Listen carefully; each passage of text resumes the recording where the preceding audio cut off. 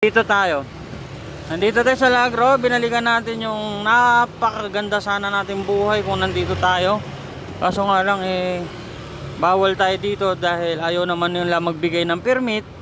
Dahil gusto nila residente daw ng Lagro.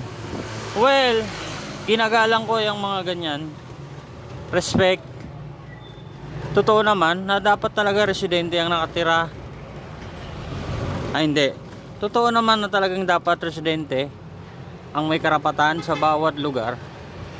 Pero parang unfair. Pero hayaan mo na. Kasi ganun talaga ang mga tinatawag na palakasan. Kagaya niyan, oh. Wala nang alisan 'yan. Talagang diyan na 'yan. So ganun talaga ang buhay.